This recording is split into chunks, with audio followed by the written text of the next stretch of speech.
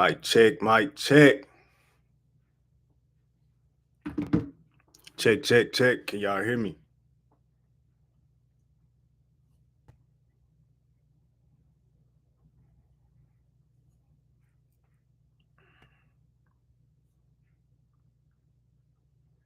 Check, check. Can you hear me? Can you hear me?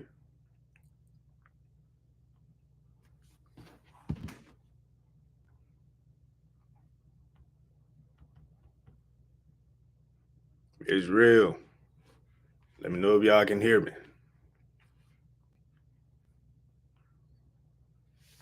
All praises, all praises. Everybody trying to get in. We're going to get started in a minute. Be sure y'all share this with your mama them so they can get, so they can listen to this more than medicine. The medicine we all need.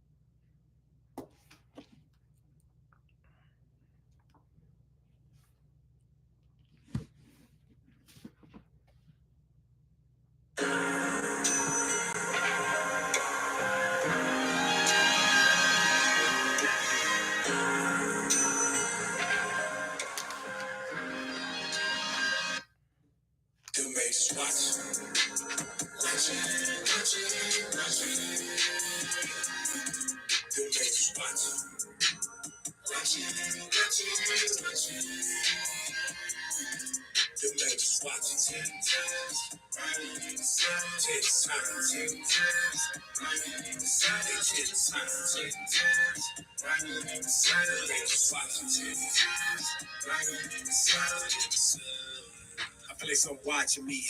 I look to the heavens, my heavenly brethren, and it's not a nod to see. It's the angels of God, they always lurking, and they got a lot to see. So watch what you're doing, because they gon' tell, and yet this is prophecy. Beholding the face of the Father, covered with glory and honor. They document all of your drama, they document all of your trauma, and they gon' do what he promised. Bringing vengeance on the adversary. Repent now, because it's very scary. Make a fire is your mortuary. We ain't ordinary life. Land inhabited, the heavenly host immaculate. I couldn't fathom it, but I know my God gon' handle it.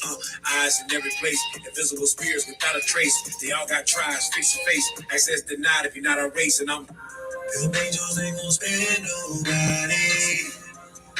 And yes, they know your name. Them angels ain't gon' spare nobody. And yes, they know your name. Watching.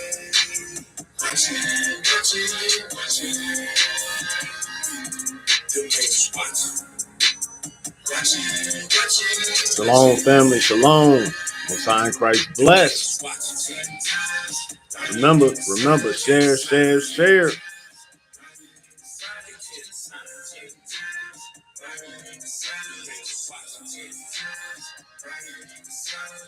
Angel in the corner, one across the room. Eyes of the Lord, spirit built for vengeance. Contemplate doom. Send up prayers, gotta get them to the Father. Hope you hear me, Abba. Yours truly got a sharp sword for the unruly, so to keep the laws. It's my whole duty. It's a whole movie when they on the scene. Armor glisten and they garment gleam. Play no games, it's the winning team. Thought they wanted smoke, but they blowing steam. Get a most esteem to the highest. Pray for open eyes like Elisha. Make you shut up like Zechariah. And break you down like a scripture. Ain't no hide and seek. Here's what I'm proud to be. That mean we gotta be proof. That mean it can't be no confusion. Because nobody else for the choosing. What you just saw no illusion, interdimensional. You reading your lessons provisional, but that like a fire ain't in it, no. Gotta know. Them angels ain't gon' spare nobody. And yes, they know your name. Them angels ain't gon' spare nobody. Watching. Them angels watching. Them angels watching 10 times, riding in the silence 10 times, riding in the silence 10 times, riding in the silence, angels watching 10 times, riding in the silence.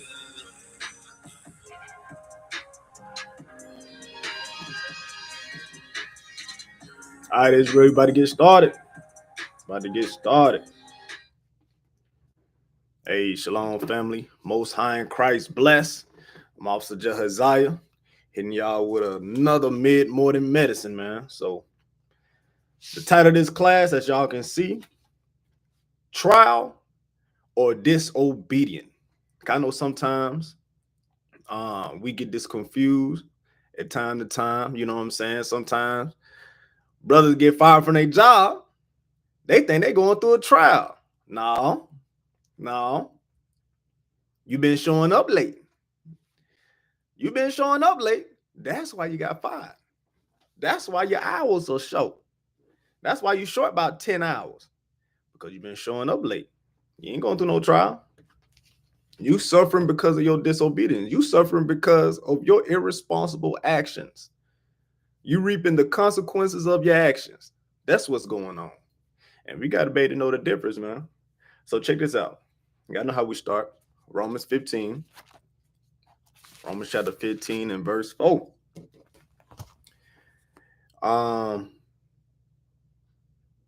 Yeah, if anybody describe for me. Romans chapter 15 and verse 4. For whatsoever things were written aforetime were written for our learning, that we through patience and comfort of the scriptures might have hope. So the things we read throughout the Bible is for us to learn from. These are the records of our forefathers and the actions of our forefathers that we must read daily and learn from the decision that they made. You understand? We have to learn from the recordings of our forefathers, the recordings of our foremothers and what they did, the trials they went through, the reason why they went through certain things. And we're going to go through certain examples of our forefathers and the things they did, right? Deuteronomy 32 and verse 7. Deuteronomy chapter 32 and verse 7. It say, remember the days of old. Consider the years of many generations. We have to consider the years of many generations, right? We got to consider the times of our forefathers. You understand? Ask thy father, and he will show thee. Thy elders, and they will tell thee, right? So this is how our fathers tell us the history and what they did back in the day. You understand what I'm saying? We have to read these records. These records are examples for us on how we should move upon this earth, how we should be living our day-to-day life, right? Examining ourselves. Am I like my forefathers written in the scriptures? Do I have faith like Abraham? You understand? Do I have a betraying spirit? Do I have a lying spirit? Am I the reason why I'm going through the things I'm going through? Or am I suffering in righteousness? Right? Give me 1 Corinthians 10 and verse 8. Give me a second. 1 Corinthians chapter 10 and verse 8. The scriptures say, neither let us commit fornication, because now it's bringing up history of what our forefathers did in the past, right? Neither let us commit fornication, as some of them committed, and fell in one day 23,000. Neither let us tempt Christ, as some of them also tempted, and were destroyed of serpents. Neither murmur ye, as some of them also murmured, and were destroyed of the destroyer. Now all these things happen unto them for examples, and they are written for our admonition, upon whom the ends of the world are come. So all these things in the scriptures, the records of our forefathers, the things they did, the punishment they reaped because of their disobedience, these things are written for our examples. We have to read these and take this in our spirit and don't do the things that they did, right? Like I said, these things are written for example unto us, that we may walk that straight and narrow, so that we may get the kingdom of heaven, right? So let's get some examples. 1 Samuel 15. About to talk about Saul. Let's talk about Saul.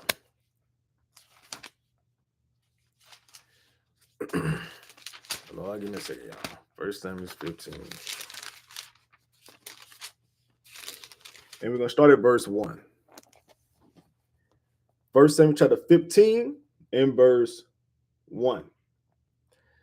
Samuel also said unto Saul, the Lord sent me to anoint thee to be king over his people, over Israel. Now therefore hearken thou unto the voice of the word of the Lord.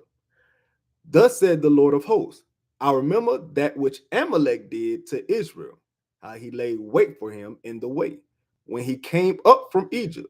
Now go and smite Amalek, and utterly destroy all that they have, and spare them not, but slay both man and woman, infant and suckling, ox and sheep, camel and ass.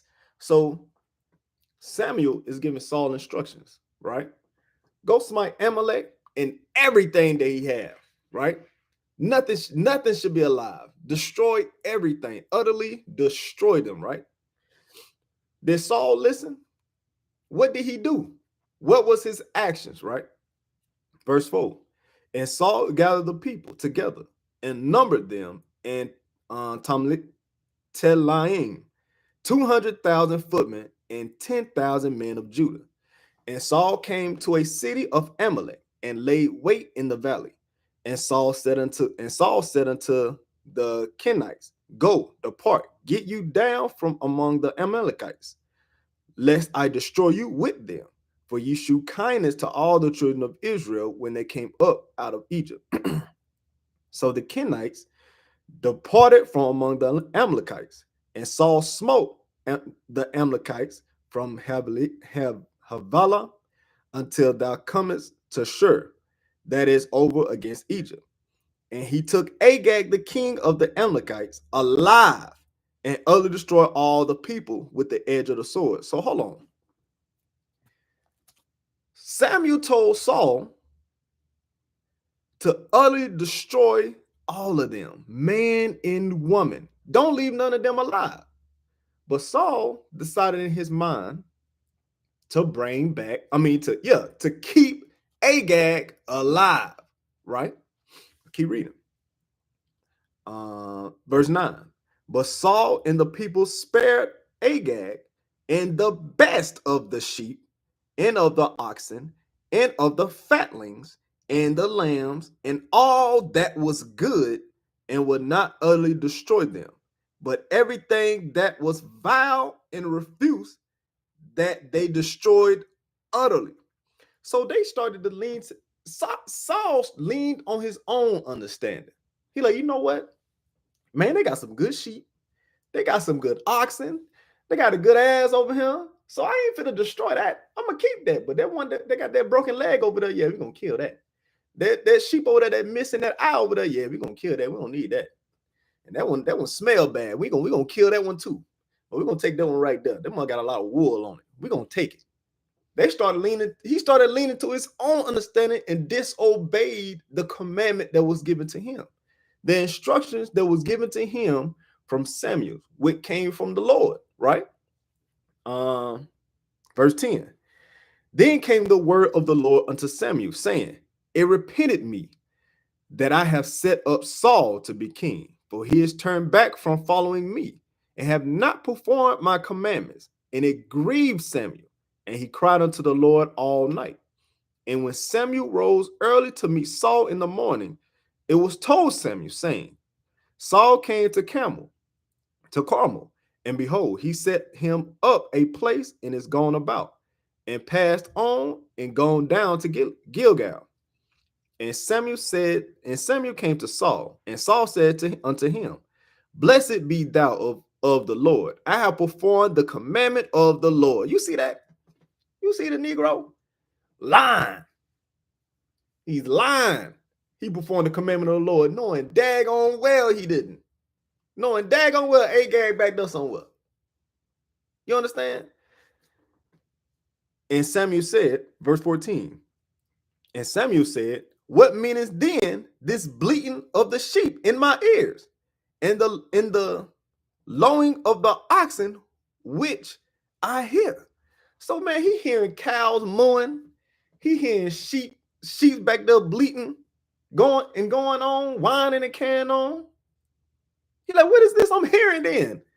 I told you to kill man, woman, ox, sheep, everything. Utterly destroy everything. Don't bring nothing back. But I'm hearing all these sheep and cows mooing and all this other stuff, right? Let me see. Verse 28. I'm gonna jump down. Because this is after this, Samuel started getting on Saul. Getting on Saul because of his disobedience, right? Verse 28. And Samuel said unto him, the Lord hath rent the kingdom of Israel from thee this day, and have given it to a neighbor of thine that is better than thou. And y'all know eventually Saul, after this, of course, David came into the picture. Saul got his kingship taken away. And it's like some of us today. You may lose your rank because you're disobedient. You disobeyed an order that was given to you. Now, guess what? Now you lost your rank. And guess what? Now somebody else had to take your place. Somebody else had to fill in your shoes while you was gone. And in some cases, you get an evil spirit in you. Just like Saul. Evil spirit came upon Saul. He had an evil eye towards David. He tried to kill David. Man, he tried to get David out the way. Right? And that sometimes happened to us as well. You know what I'm saying? And we may confuse this with going through a trial. Now you're suffering from the consequences of your actions, right? You suffer from the consequences of your actions. Yes, now you have to deal with that sin within. You have to deal with that sin that you're fighting with. Now here it is, an evil eye sprung up. Because once you start being disobedient, guess what? You start opening the doors for other spirits. Now here it is. You got an evil eye towards your brother. You're envying your brother. You got a murderous spirit on you, hatred. Now you're speaking up against leadership. These spirits come in you when you are being disobedient. And we have to examine ourselves. Am I Saul? Do I listen to orders? Or do I do what I want to do? You sisters too. Do I listen to my Lord or do I do what I want to do? You wonder why every time he come in the house, he always got something to say to you. He always correcting you about something. Not then you whining talking about you walking on eggshells. No, you don't listen. That's all it is. You don't listen. That's why you always getting cussed out. That's why he always on your helmet, because you ain't listening. And you haven't caught on yet. Right? Let's get another example. Let's get David. We're going to get an example about David. Right? Because we know David was a man after the Lord's heart, but he messed up too, right? 2 Samuel 11. 2 Samuel 11 and verse 2. Yep, 11 verse 2. And it came to pass, and at evening tide, that David arose from off his bed and walked upon the roof of the king's house. And from the roof, he saw a woman washing herself. And the woman was very beautiful to look upon. So guess what? He walked out of his house and he seen a woman washing herself. And she was beautiful. A beautiful woman washing herself, right? We have to be able to make a covenant with our eyes. You don't think he knew the routine of her washing herself out there? He went out there for a reason. He knew she was out there. He's the king. He's the king. He know what's going on around him. So he knew that sister's out there washing herself. But guess what? He gave himself over to that lust, right? Because sometimes we want to sit around, we want to blame the Lord. Oh, the Lord put it in front of me, man. All X, Y, and Z. No, bro. You're drawn away of your own lust.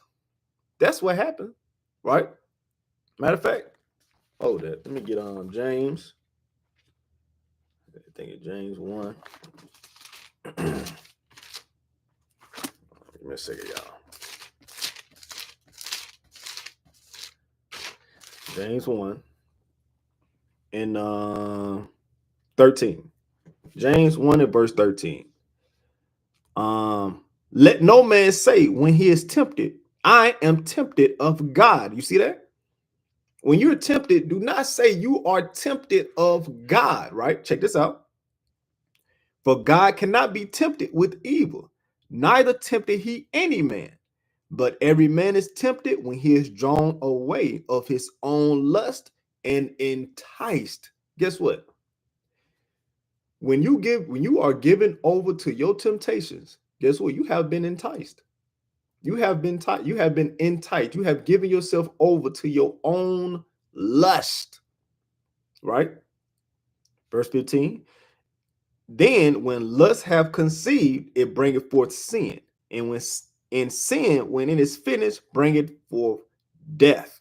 Because we know the punishment of sin, the judgment of sin is death. When you committing sin, guess what? You opening that door now to evil, right? You commit adultery, guess what ends up happening? In some cases, man, you might get caught up. Husband catch you, and he ain't letting you out the house alive. In some cases, that's what some brothers deal with. Even some of you sisters. Some of these sisters don't play about their husbands. You mess around and be all in another man's house knowing he got a wife. She may end up putting her hands on you. You understand? So we got to be mindful, right? 2 Samuel 11 and verse 3. And David sent and inquired after the woman. So he sent and inquired after the woman, and one said, "Is not this Bathsheba, the daughter of Eliam, the wife of Uriah the Hittite?" Verse 4. And David sent messengers and took her. You see that, man? You see that wickedness? They told King David, this is the wife of Uriah the Hittite. And David said, let me go and send a message because I'm going to take this woman. She looked too good. I can't let her go, right?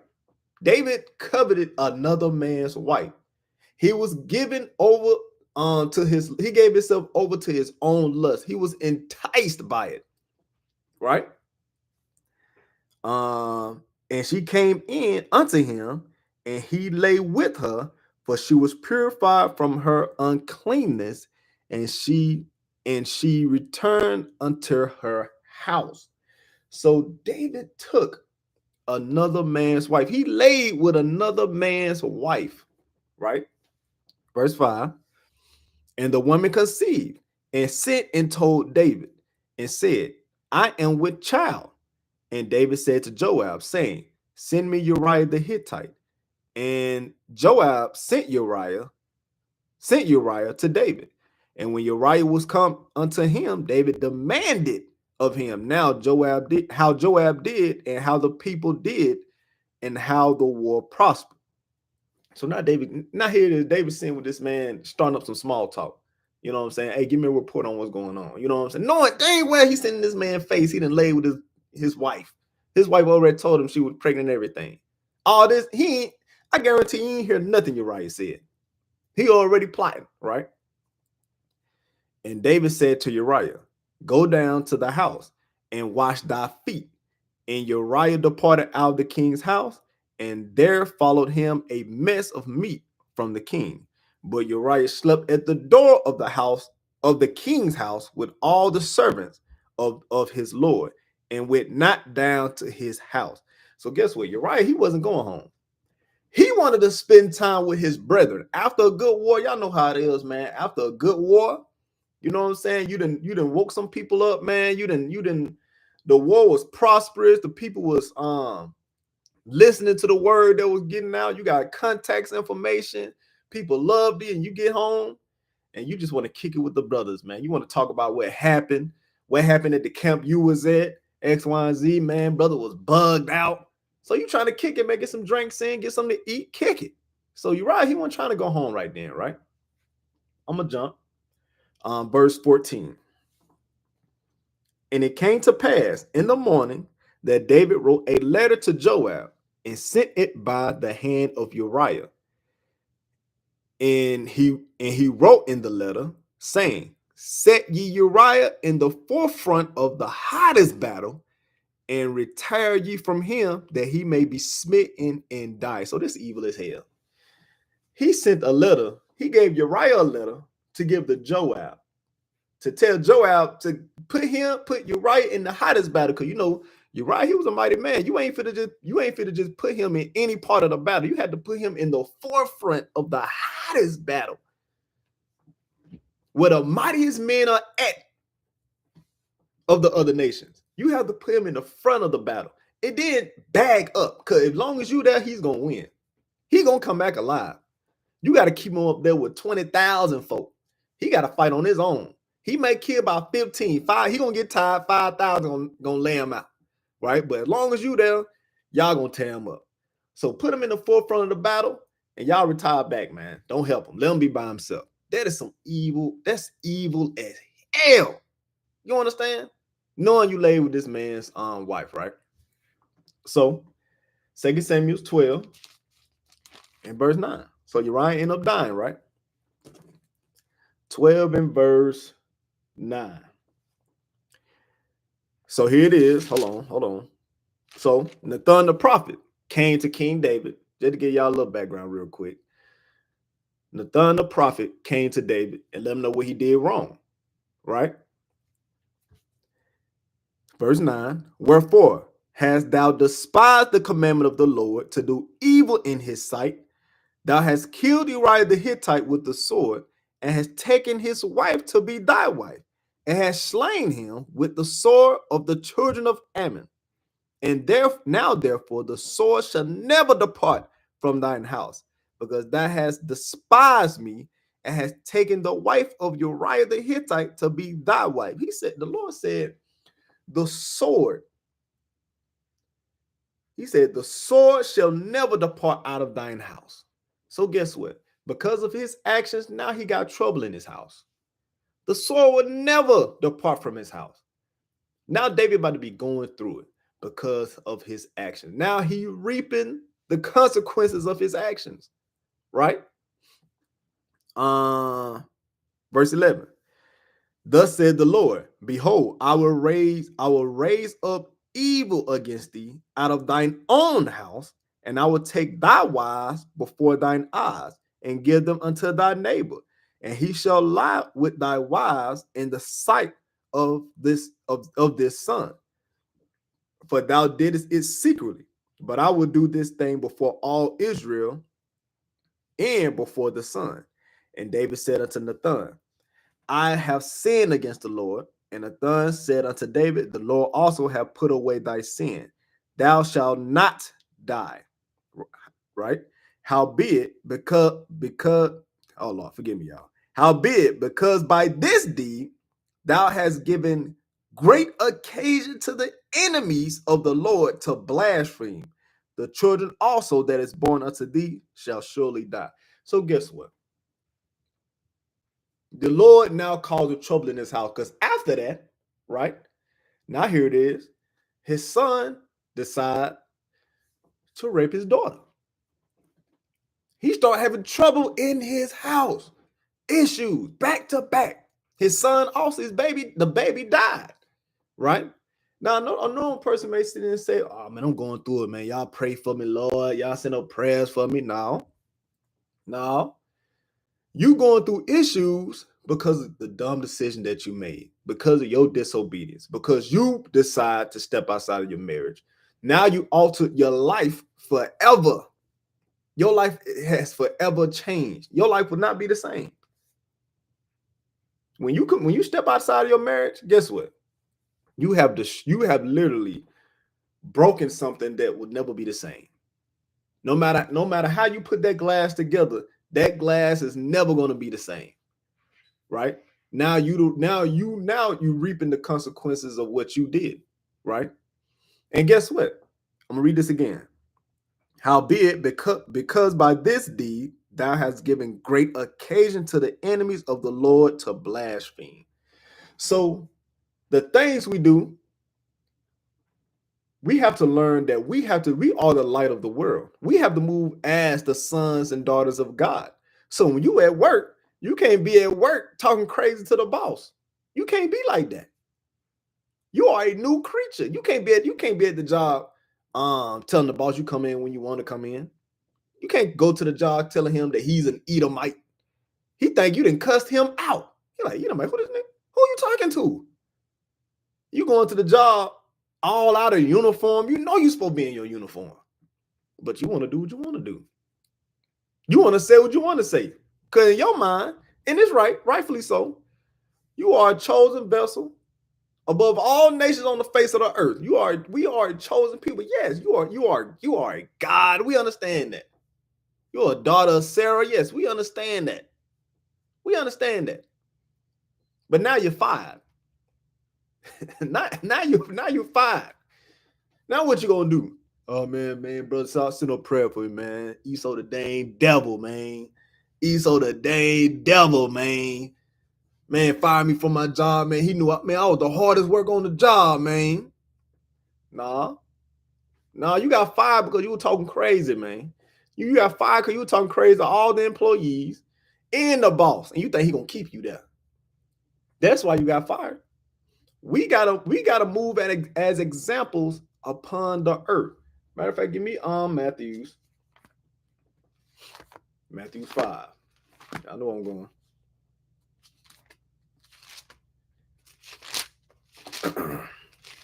Matthew 5 in verse 16. It say, let your light so shine before men that they may see your good works and glorify your Father which is in heaven. That's what we got to do, man. That's what we got to do. We can't give the enemies an occasion to blaspheme our Lord. Here it is. We saying we are the Israelites. When you go to your job, you out there in the world, they see those fringes, they already know you're an Israelite. Now they watching how you move. How you moving? Are you still Negro Tyrone? Are you still that Negro? You still walking around slapping folk? You still throwing hands? You still out there sneaking in the car smoking weed somewhere with fringes on? You still in the club? You still talking crazy to people on the job? They looking to make sure that you are a man of your word. Because guess what? When you commit wickedness, they blaspheme our Lord. Oh man, that Bible ain't real, man. That Bible ain't changing nobody. Look at that. This man, he been talking here Israelite for 6-7 years. He's still acting the same. He's still the same old Negro. Some of y'all mom and dad still see the same Negro. This still my baby Tyrone. I knew he gonna come through. Right? You still that head buster. You still that go-getter. Right? You still a Crip. You still a blood. You can go back to your hometown and people still look at you as that dude. That dude. They can call you whenever, and you're gonna come and make things happen. We gotta learn. I'm gonna read this again. Let your light so shine before men that they may see your good works. We have to. These nations have to see your good works. That's what they gotta see, right? And glorify your Father which is in heaven. Hold on, real quick. Deuteronomy chapter. Let me see.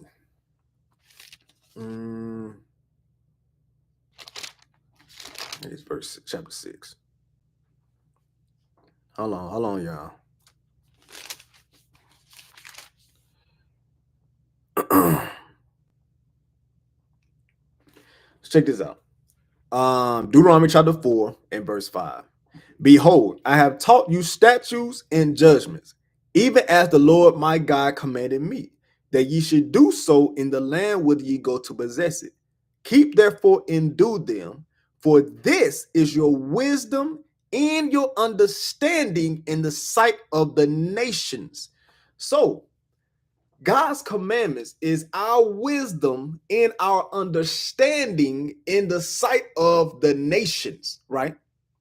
When the nations see us, they should see us keeping the commandments of the Lord. Y'all understand that? When we are amongst these other nations, we got to move like we are the sons and daughters of God, not the sons and daughters of the damn devil. We can't be the Satan spawns on the earth, a menace to society. We had to let that go. We have to, right? We shall hear all these statutes and say, surely this great nation is a wise and understanding people. We know daggone well the other nations is not saying that today. Surely this is a wise and understanding people. I'm talking about us as a whole, us as a whole nation, right? The other nations ain't saying that. We have to be that light now. We have to be that light because we know better. So guess what? Now the other nations are able to see, okay, there's a difference between them and it's a difference between these black folks right here. When they see you on the job, they see the dress with the fringes on, they see that t-shirt with the fringes on for you brothers. They should know, okay, he's gonna be a good employee. I like him.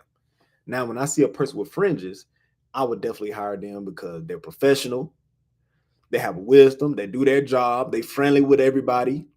They friendly. It's okay to be friendly with other nations. It's all right. It's all right. You know what I'm saying? It's okay to be friendly, bro. You don't have to cuss everybody out. You don't have to wave everybody off. And like you don't want to talk to nobody. It's okay. But guess what? When you act a fool on the job, now when brothers and sisters in your city want to get hired there, and they see them fringes, nah, bro. Now they saying, oh yeah, this definitely a hate group, and I know for sure this a hate group because last person that was him, he was calling everybody Edomites. He was calling some Negroes Hamites. He was cussing everybody out. No, they don't know what a Hamite or Edomite is. Now you acting a fool. Now the next person can't even get the job because of what you did, and you at home crying, talking about something. Can you pray for me? Can I hold something because I ain't able to pay my rent? You crying, talking about you don't want to live no more. No, you suffering the consequences of your actions, man. You did that. Now you got to sleep in it. Now you got to eat it, right? Hey, so let's get back, man. What was it? Let me see. Proverbs 24. Proverbs 24 and verse 16.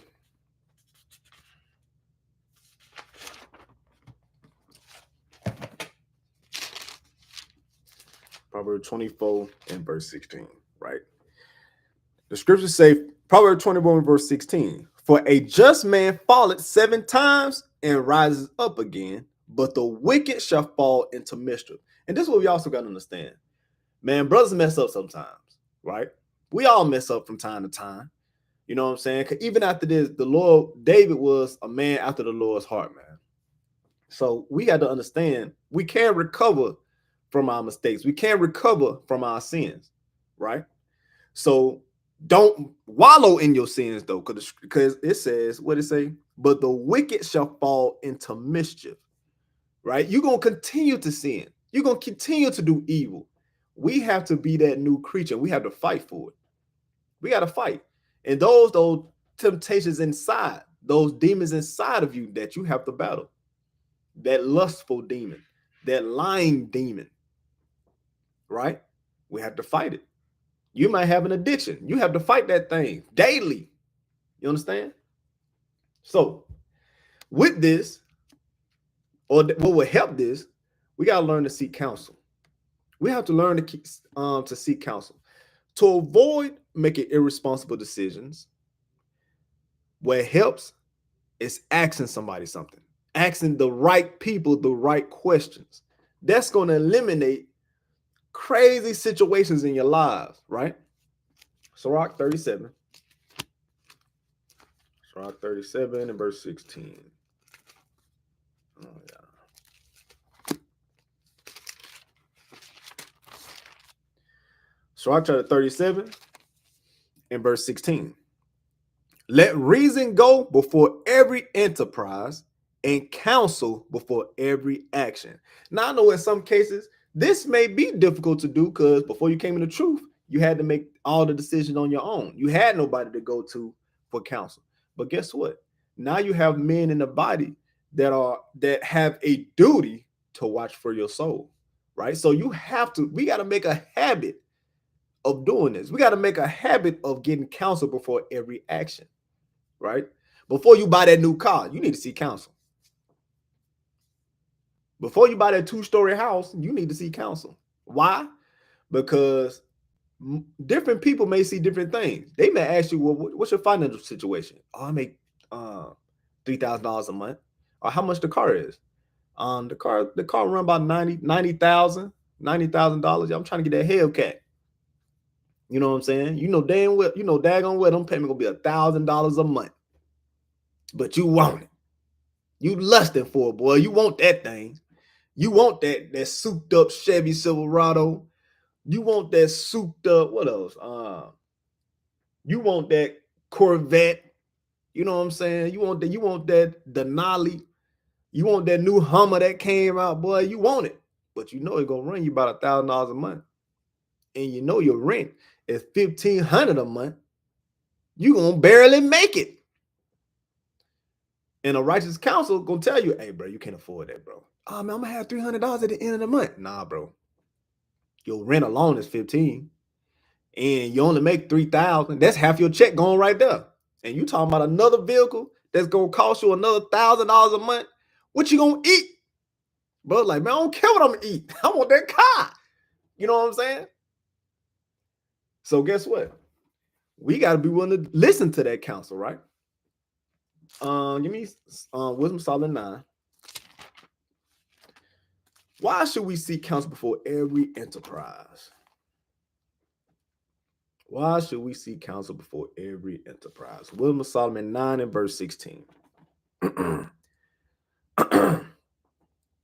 In heart, matter of fact,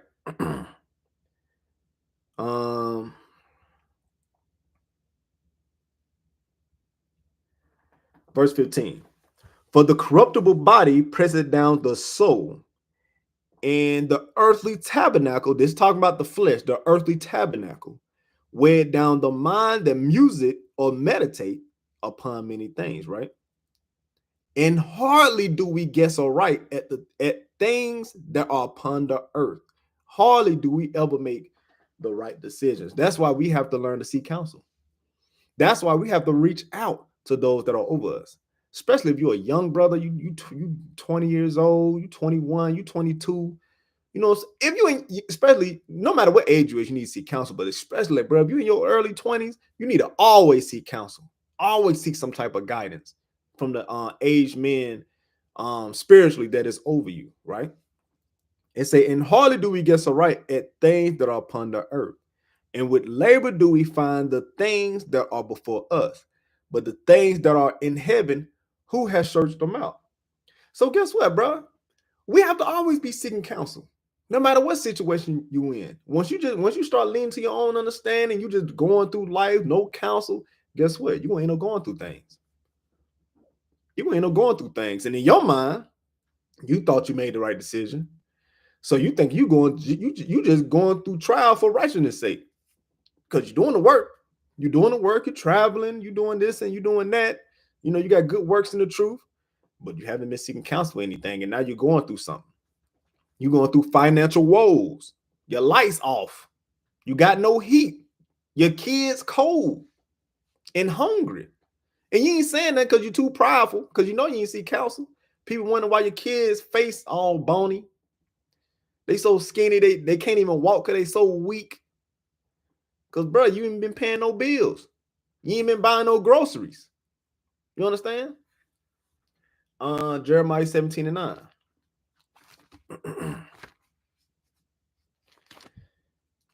Jeremiah chapter 17 and verse 9. The heart is deceitful above all things and desperately wicked. Who can know? We gotta understand, your mind is desperately wicked. That's why in some cases you might not even make the right decision, right? Because sometimes you could be going after your own lust. Like, for example, you may be a brother or a sister that's burning, and you want to prove somebody, right? And here it is, you as a brother, you going to the leadership table, or a sister, you going to the leadership table asking for a wife, asking for, a sister to prove.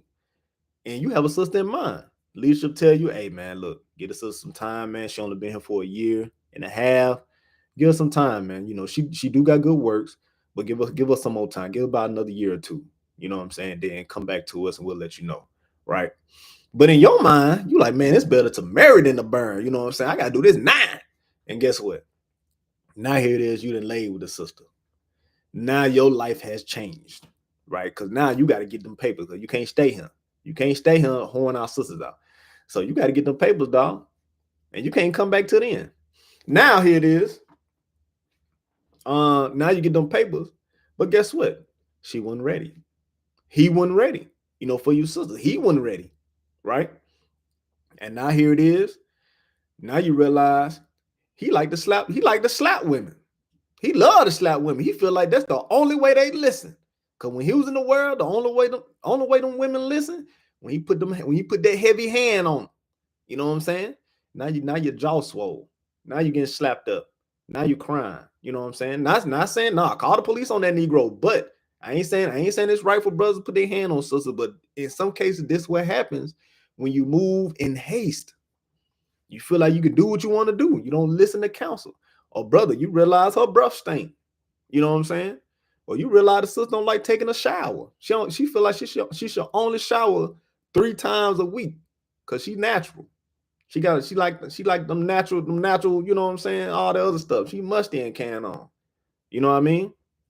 She might be that kind of sister. Alicia told you to wait. But now you're mad. Now you got a bad batch. Or you realize that she don't like listening. She don't like to be told. She don't like to be told anything. You understand? And you find out the hard way. And here you talking about you going, man. Y'all send a prayer for me, man. I'm going through it, man. I'm going through it, bro. You know what I'm saying? I need y'all to help me out, man. Give me some counsel. No, you ain't listen to the counsel that you was getting before you done laid with the sister. Now you're going through it. Now you're crying and can on. Now you're stressed. You stressed out. We understand, but you gotta figure that out, dog. You gotta figure that out, man. You know what I'm saying? That's why it's important that we listen to counsel, because hardly do we guess around things that is upon the earth. And the mind is deceitful above all things and desperately wicked. You went after this sister or sister, you went after this brother because of your lust. And your leadership understand that you only moving in haste because you're in lust. That's it. You understand? So we got to make sure we're moving in the spirit, listening to counsel, because that will help deter us from bad decisions, from disobedience, right? Galatians 6. There's something we got to understand as well. Galatians chapter 6. 6 and verse 7.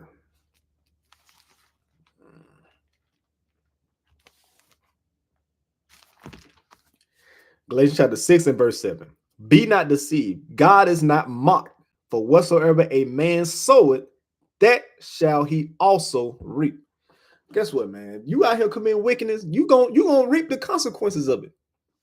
You gonna reap the consequences of your actions. And I know I keep saying that, but I gotta drill it in your head. When you commit wickedness, you're gonna reap evil. That's what you're gonna reap. You understand? If you commit adultery, guess what? You're gonna reap the benefits that come with it. If you out here, you never seeking counsel, and you out here making bad financial decisions, you're gonna reap the benefits that come with it. Right? If you that angry brother and you always talking crazy to people, guess what? You're gonna reap the benefits that come with it. Nobody want to talk to you. Nobody want to deal with you. People avoiding you. Now you feel like you alone. Now you're depressed and can on because you feel like you don't got nobody to kick it with. You don't got no friends. Nah, bro, you're an asshole. Nobody want to deal with you. You're gonna reap the benefit. You're gonna reap the things that come with it, right? Proverbs 1 and 24.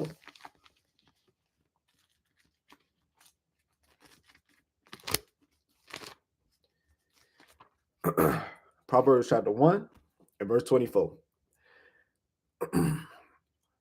Because I have called and ye refused, I have stretched out my hand and no man regarded, but you have set at naught all my counsel and would none of my reproof. That's what we do sometimes. We set at naught the counsel, because the counsel that's given to you, it's going to come from the Bible. We're going to give you scriptures. We're going to give you scriptures on how to deal with certain things. The things I'm telling you now, this is counsel, right? I also will laugh at your calamity. I will mock when your fear cometh. When your fear cometh as desolation, and your destruction cometh as a whirlwind, when distress and anguish come upon you. And in some cases, some of us going through distress and anguish now because of decisions we made. Some of us going through the stress right now, stressed out, right? Then shall they call upon me, but I will not answer. They shall seek me early, but they shall not find me. For that they hated knowledge and did not choose the fear of the Lord. They would none of my counsel. They despise all my reproof. Therefore shall they eat of the fruit of their own way and be filled with their own devices. For the turning away of the simple shall slay them, and the prosperity of the fools shall destroy them. But whoso hearkeneth unto me shall dwell safely, and shall be quiet from fear of evil. That's what we got to understand. When you listen to counsel, when you take heed to that which is written, you dwell safely, and you shall be quiet from fear of evil. And we have to believe that thing. When we actually listen to righteous counsel, we take heed to the instruction that is given to us, we dwell safely. We will dwell safely. The Lord will put a hedge around you, right? Let me see. 1 Corinthians 10 and verse 13. 1 Corinthians 10 verse 13.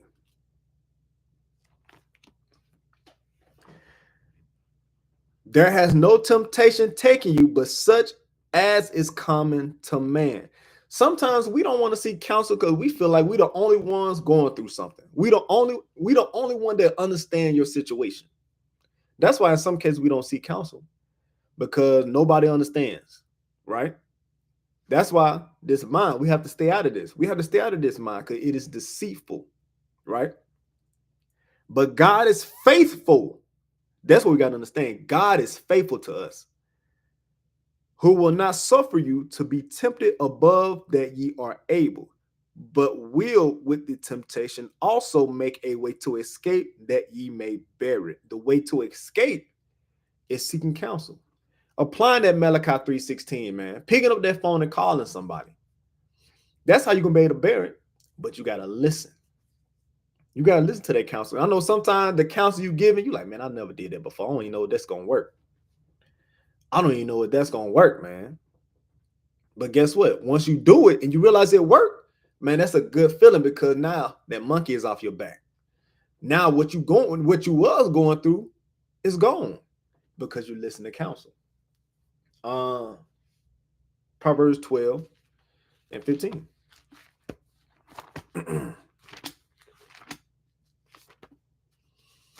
Proverbs chapter 12. Hold on, y'all. And 15. The way of a fool is right in his own eyes. This is a brother who don't seek counsel. This is a person who do not like seeking counsel, because the way of a fool is right in his own eyes. Because in your own eyes, you the only person that knows how to make the right decision for yourself. You feel like everything you do is the right decision, right? But he that hearken unto counsel is wise. You see that? Those that hearken unto counsel, they are the ones that's going to be wise. They are the ones that are going to increase in wisdom, because they getting righteous counsel of men that also got righteous counsel for themselves, right? And that's what we got to understand. These aged men been in 10, 20, 30 years. You don't think everything you're going through, they seen it before? They've been through it before? They probably got the same questions asked to them 1,000 times. They know exactly what to tell you. But you got to listen, right? Sirach 8 and verse 8. We have to listen to counsel. We have to take heed to the man that is over us, right? Sirach chapter 8 and verse 8. Despise not the discourse of the wise, but acquaint thyself with their proverbs. For of them thou shalt learn instruction, and how to serve great men with ease. we got to understand these men are set over us to watch for our souls, right? I know I said it multiple times. Let me get it. Hold on real quick, y'all. Hebrews chapter 13 and verse 17. Obey them that have the rule over you and submit yourselves, for they watch for your souls as they that must give account, that they may do it with joy and not with grief, for that is unprofitable for you. How you able to serve great men with ease is listening to counsel. Because then they're not doing it with joy, but with grief, because you don't listen. Here it is. You may go ask for counsel on what you should do in a particular situation, and they spend an hour, 2 hours talking to your behind on what to do. They even lay it out for you. They got on the internet and got to hey man, just do this. Hey, this job is hiring right here. You should work at this job. You know what I'm saying? Mind you don't got no job.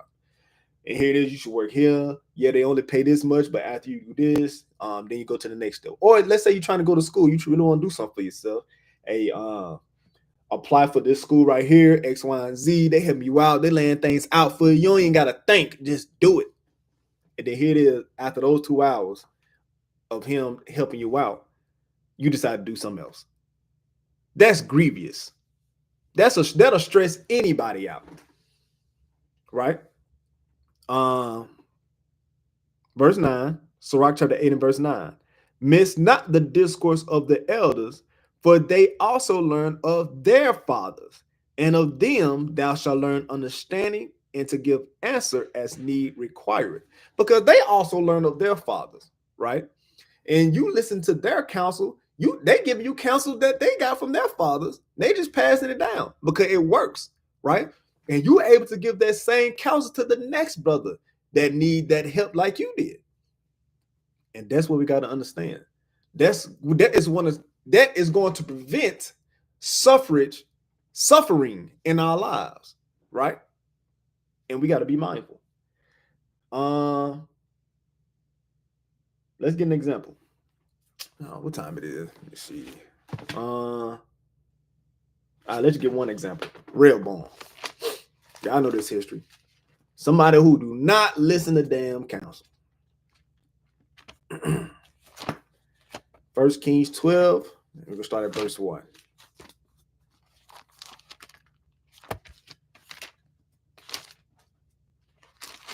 First Kings chapter 12 and verse 1.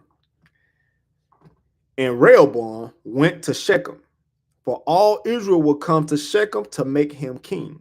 And it came to pass when Jeroboam the son of Nebat, who was yet in Egypt, heard of it, for he was fled from the presence of King Solomon.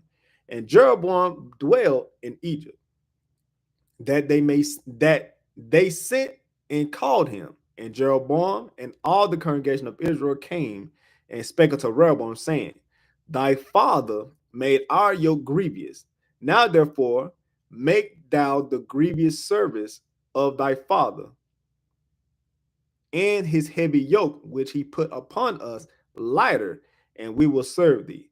And he said unto them, Depart yet for 3 days, then come again to me. And the people departed. And King Rehoboam consulted with the old man. So he went to the old man for counsel. He asked him, right? That stood before Solomon, his father. So these are the same old men that also stood before King Solomon, right? So you don't think they learned all the wisdom from King Solomon? The King Solomon knew everything. So you talking to some wise counselors right here, right? I'm gonna start from the top. And King Rehoboam consulted with the old man that stood before Solomon, his father, while he yet lived, and said, How do ye advise that I may answer this people? And they spake unto him, saying, If thou wilt be a servant unto the people this day, and will serve them, and answer them, and speak good words to them, then they will be thy servant forever. You see that? So they gave him some wise counsel. If you should deal good with the people, listen to their needs, and help them out, do good by them, right? They will be your servants forever. What did Rehoboam do, y'all? But he forsook, verse 8, but he forsook the counsel of the old men. This man forsook the wise counsel of the old men. In some cases, sometimes we already got an answer in our mind before we seek counsel. Because that be the reason why some brothers don't want to seek counsel, because in their mind, they already know what they want to do. They already set in their mind what they want to do. If you already got something already set in your mind what you want to do, just don't waste your time. What's the point of seeking counsel if you're going to do what you want to do anyway? You understand? If you're going to do what you want to do anyway, just move around, bro. Don't even come seek counsel, because you ain't doing nothing but wasting an hour, 30 minutes, 2 hours of people's time, man. You understand? That's why some people end up forsaking counsel, because they already know what they're gonna do. They just want somebody to how you say it? They just want somebody to verify his thoughts. So yeah, go ahead, yeah, you can do that. And then all right, bet. And now here it is, you done did some crazy stuff, right? Why was that? Verse 8, but he forsook the counsel of the old men, which they had given him, and consulted with the young men that were grown up with him and which stood before him. The reason why he did that, just like some of us, he wanted to hear what he wanted to hear. He wanted to hear, you know what I'm saying, that he wanted that somebody to scratch that itch on what he wanted to do, right? He wanted to deal hard with the people, and he wanted to hear that. He didn't want to hear deal nice with them. He wanted to hear somebody tell him to deal right with the people, because he didn't forsake their counsel. He didn't forsake the counsel of the young men, but he did the counsel of the elder men, right? Verse 9, and he said unto them, what counsel give ye that ye may answer this people, who has spoken to me, saying, make the yoke which thy father did put upon us lighter? And the young men that were grown up with him spake unto him, saying, thus shalt thou speak unto this people that spake unto thee, saying, thy father made our yoke heavy, but make thou it lighter unto us. Thus shalt thou say unto them, my little finger shall be thicker than thy father's loins. You see the disrespect, bro? You see the disrespect? Now, a wise man should hear counsel like that and be like, hold on, I ain't finna say that. But guess what? It's a spirit that was in him that made him want to do that. That made him listen to that counsel. Now we all know this was of the Lord, but this is just an example of somebody who do not listen to wise counsel, but listen to some craziness of people that grew up with him, right? And now, whereas my father did lay you with a heavy yoke, I will add to your yoke. My father had chastised you with whips, but I will chastise you with scorpions. And guess what? After that, the kingdom was rent in two. Now you had the southern and northern kingdom. Now here it is to split. The nation has split up. Now here it is. There's a divide in the nation, because he didn't want to listen to wise counsel, right? Sirach 37 and 14. Sirach 37 and verse 14. Because sometimes we think we know everything. Sometimes we know that sometimes we feel like we know best for us. Nobody else know, right? 37, what I said, 37, 14. Yeah, Sirach 37, verse 14. For a man's mind is sometimes want to tell him more than 7 watchmen that sit above in a high tower. So guess what? Sometimes, because Rehoboam went and consulted with the older men that used to sit with King Solomon, right? His mind told him more than those men that was watching for his soul. You understand? And that goes for us too. Sometimes we forsake counsel. Sometimes we think we know more than these men that sit at the leadership table, because they all saying the same thing. You shouldn't do this. Hey, you should leave that sister alone. Hey, you shouldn't take that job, man. That job ain't good for you. We know you battle with lust. We got this job for you. You know what I'm saying? They got this trade open for you, this electrical trade. You can go to this building. All you got to do is sign up. Sign up, take this test.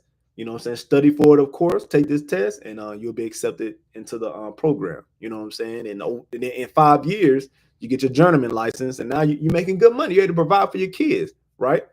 But some brothers don't listen to it.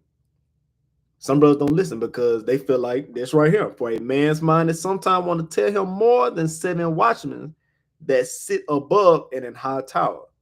These are the men that watch for your soul. They ain't for to counsel you to destroy you. They gonna tell you, because guess what? If they gave you counsel to destroy you, you have to trust you gotta trust in the Lord, that the Lord will be there for you, man. Because you did what you played your part. You did what you're supposed to do in seeking counsel, so that you won't make the wrong decision. So now these men that sit at the table counseling you, you gotta trust that they ain't fit to give you no foolish counsel that's gonna destroy you, because they gotta give account. We have to give account. If I give you bad counsel, I have to take accountability for that.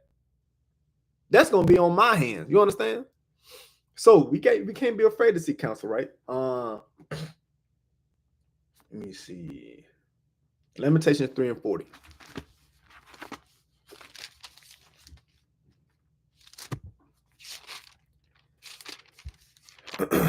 Lamentations chapter 3 and verse 40. Hold on. 39. Wherefore doth a living man complain, a man for the punishment of his sins, right?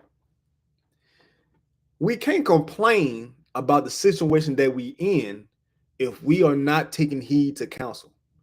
We can't complain about the situation we in if you out here making wrong decisions. Now here it is, you reaping the consequences of your actions. Now here it is, your life is hard now. Your life has been altered forever. Why are you complaining? You did that. You did that, right? Let's get Job. We all know about Job and his trial, a righteous trial, right? Job chapter 1 and verse 6. Hold on. Yeah, Job chapter 1 and verse 6.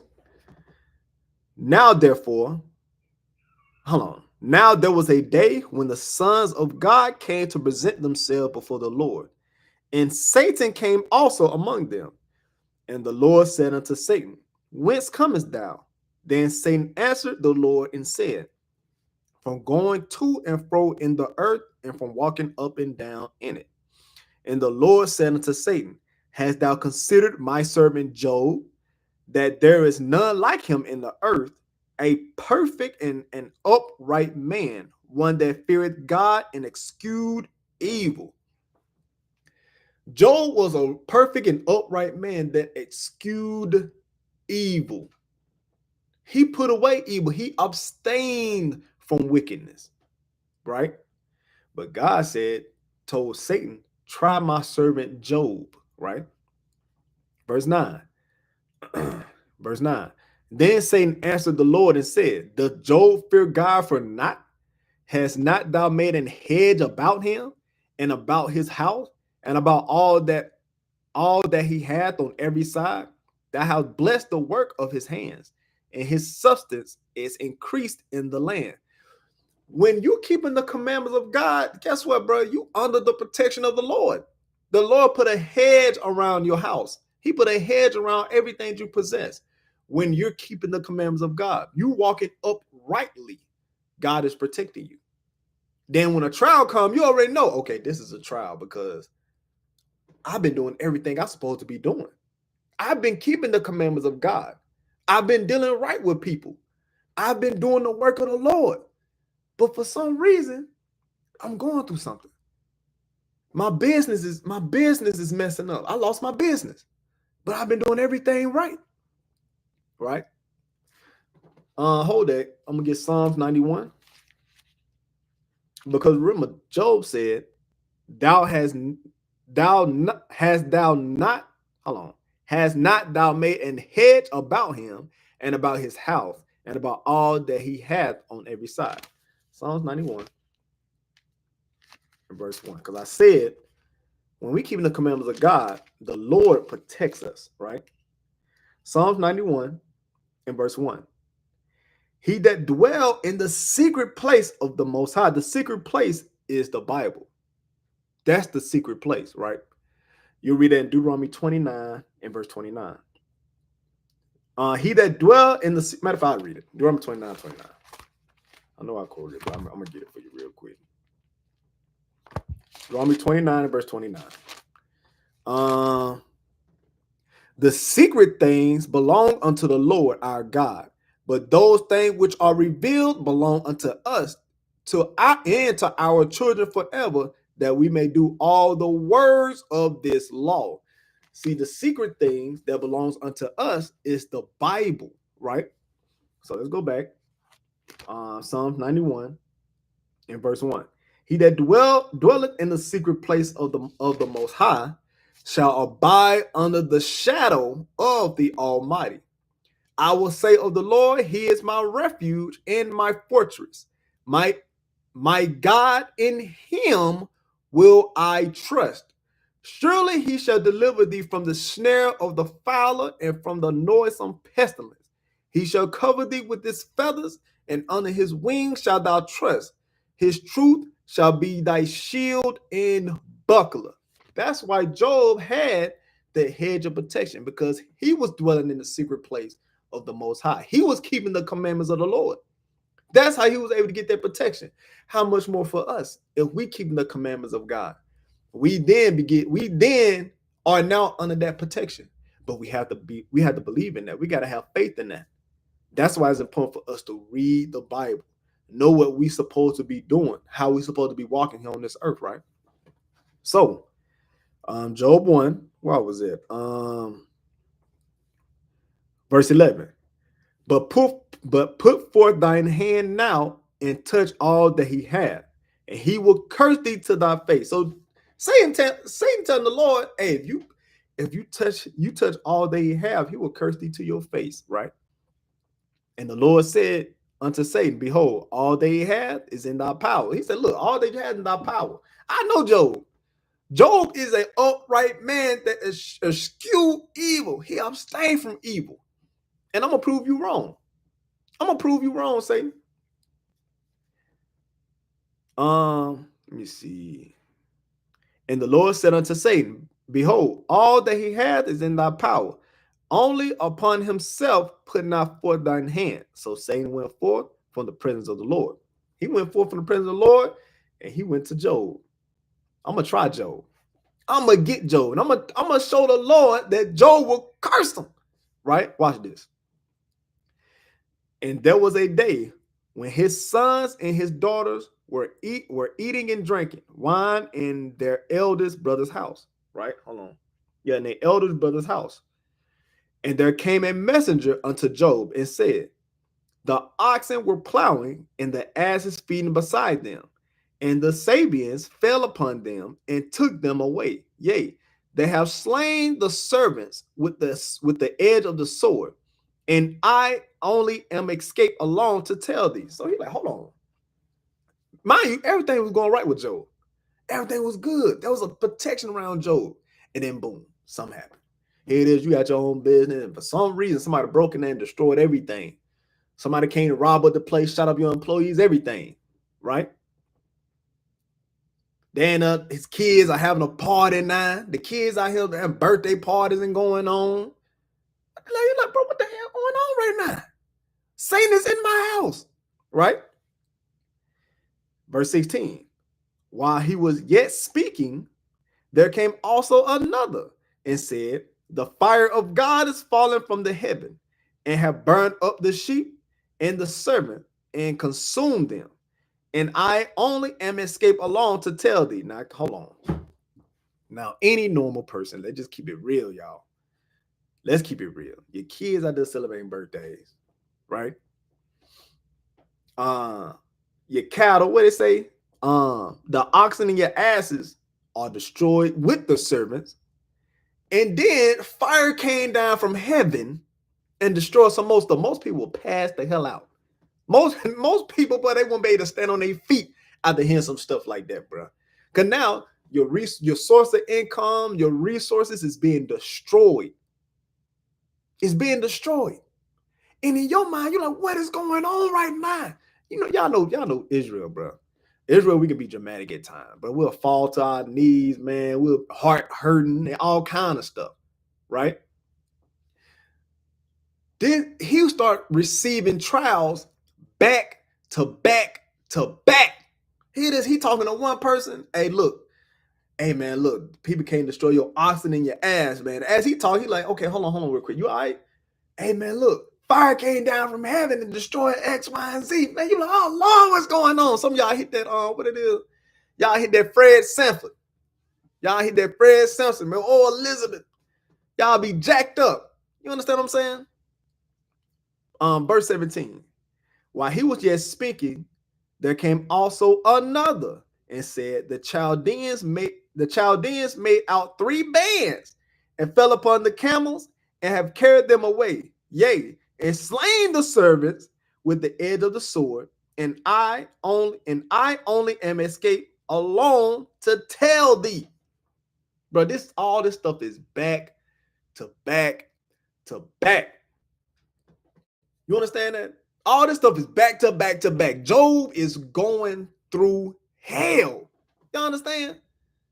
I'm talking about Satan is putting Job through some right now, bro. Verse 18.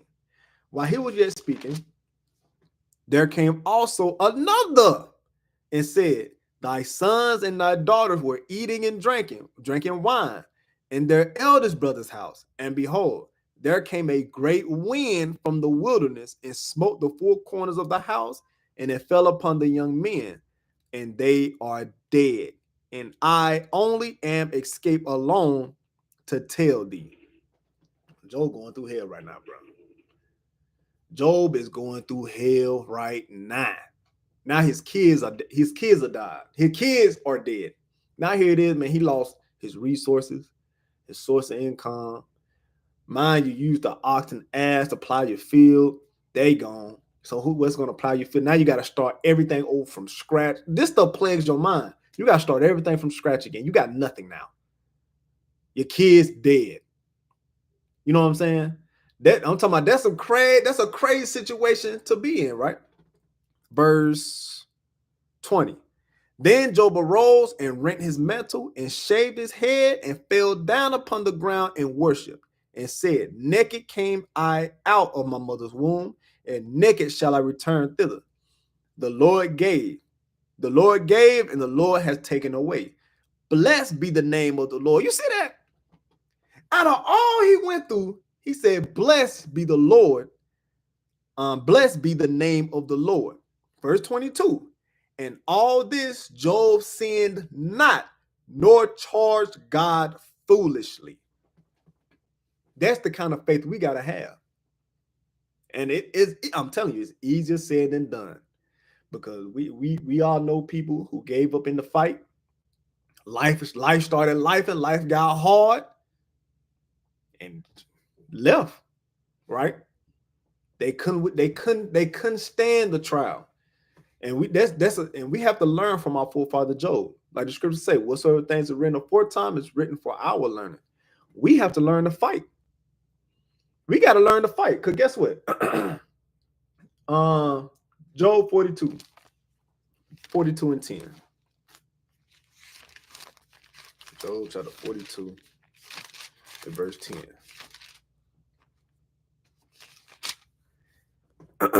Job chapter 42 and verse 10. And the Lord turned the captivity of Job when he prayed for his friends.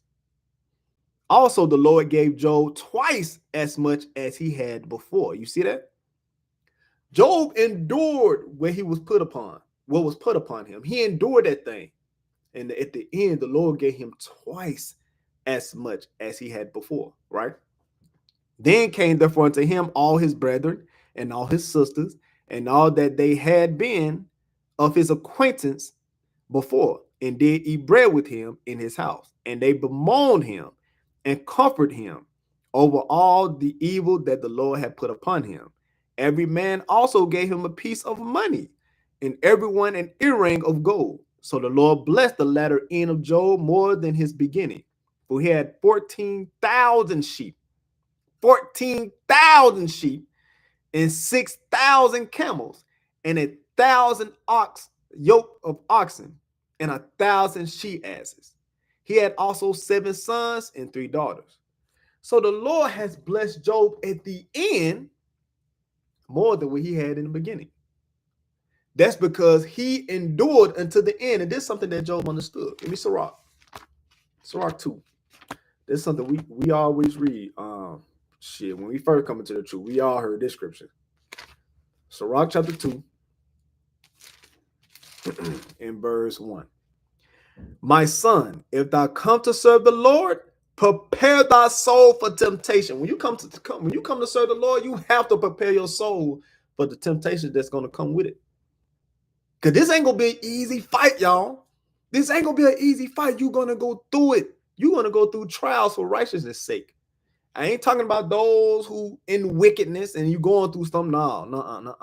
I'm talking about those who suffering in righteousness. You keeping the commandments of God, and now you're going through a trial.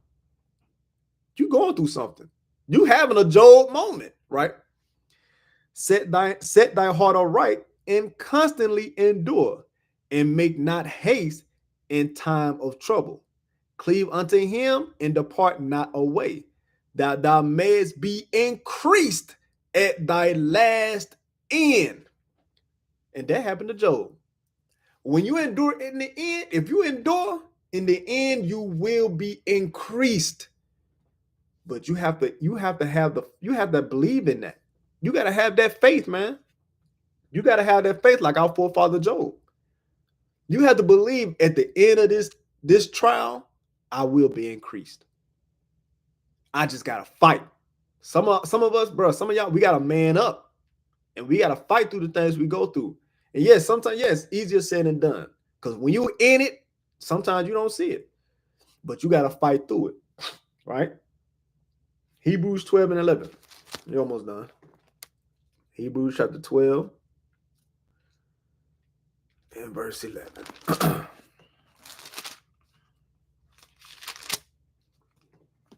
Hebrews chapter 12 verse 11. Now no chastening for the present seem to be joyous. Yes, we understand. In the midst of your trial, it don't seem to be joyous, right? But grievous. Nevertheless, afterwards it yielded the peaceable fruit of righteousness unto them which are exercised thereby.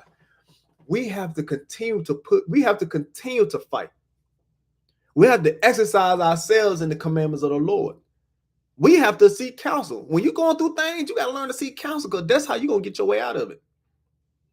You have to fight. Because yes, we understand it's not going to be joyous. It's not going to be joyous, but at the end, you're going to yield the peaceable fruit of righteousness, right? Romans 5 verse 3. Romans chapter 5 and verse 3. Examine ourselves, man. Are you suffering for righteousness' sake? Or are you suffering because of the crazy decision that you made, the wicked decision that you made? Now here it is, you reaping the consequences of your actions. Now you reaping the benefits that comes with it. You reaping what you sowing, right? Romans chapter 5 and verse 3. And not only so, but we glory in tribulation also, knowing that tribulation worketh patience, and patience experience. Hold on. Verse 3 again. And not only so, but we glory in tribulations also. We got to learn to glory in our tribulations. The Lord chose you. Hold on, I'm going to go back. Sirach chapter 2. The Lord chose you to put a trial on you, right? Just like Job was picked. Have you tried my servant Job, a perfect and upright man, right? Sirach 2 in verse 5. For gold is tried in the fire. Hold on. Verse 4. Whatsoever is brought upon thee, take cheerfully, and be patient when thou art changed to a low estate. For gold is tried in the fire, an acceptable man in the furnace of adversity. God chose you to go through that. When you keeping the commandments of God, you walking uprightly in the commandments, he choosing you. He chose you to go through that. That's why the scriptures say, Romans 5 verse 3, and not only so, but we glory in tribulation also, knowing that tribulations worketh patience, and patience experience, and experience hope, right? We have to learn to glory in our tribulations because the Lord chose you. You are that acceptable man that is now going through the furnace of adversity. The Lord has now chose you, and he's trying your faith. Will you curse God? If the Lord sends Satan to take everything that you have, will you curse God? Will you? Will you charge God foolishly? Or will you remain faithful to the Most High and knowing that he will increase you at the last end? We have to examine ourselves. We have to examine ourselves daily, right? 1 Peter 4.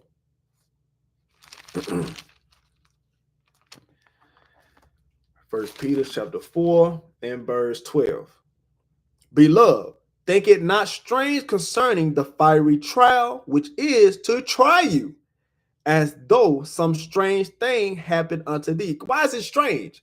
Because you're doing everything right. You're doing everything good, man. I've been walking uprightly. I've been keeping the commandments of God. I've been doing the work of the Lord. My wife and kids keeping the commandments of God. I've been teaching them. I've been going over scriptures with them, man. I've been spending time with them from time to time. I'm traveling, doing the work of the Lord. But now I'm going through something. The Lord said, think it not strange concerning the fiery trial which is to try you, as though some strange thing happened unto you, but rejoice in as much as ye are partakers of Christ's suffering, that when his glory shall be revealed, ye may be glad also with exceeding joy. Right? Verse 14.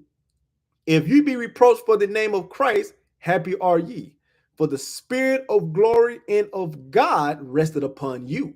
On their part, he is evil spoken of, but on your part, he is glorified. Verse 15. But let none of you suffer as a murderer. This is a brother that's suffering. In his mind, he going through a trial. But this is a brother he feel like he's suffering right now. He going through a trial, right? But let none of you suffer as a murderer, or as a thief, or as an evildoer, or as a busybody in other man's matter. Yet, if any man suffer as a Christian, let him not be ashamed, but let him glorify God on this behalf. So we got to make sure and examine ourselves. Am I suffering as a murderer? Am I suffering as a thief? Am I suffering because I'm a busybody? Am I suffering because I'm an adulterer? Am I suffering because I don't listen to counsel? We have to examine ourselves daily. Why am I going through the things I'm going through? Why? And we got to be real with ourselves. We got to be transparent. Why am I going through things I'm going through? Maybe because you don't listen to counsel. Maybe because you make terrible financial decisions. That's why you're going through the things you're going through. All right. So Israel, Lord's willing, y'all learn something from this class. All right. Because this concludes my class. And hey, shit, if you need to watch it again, watch it again. Be sure to share this with your mama them, friends, brothers, sisters. You know what I mean? Share this on your pages. Share this on Facebook, man. And let's get the numbers up, man. Make sure y'all donate to the Booster Club as well, all right? And with that, Israel, shalom. Most High Christ bless y'all, man.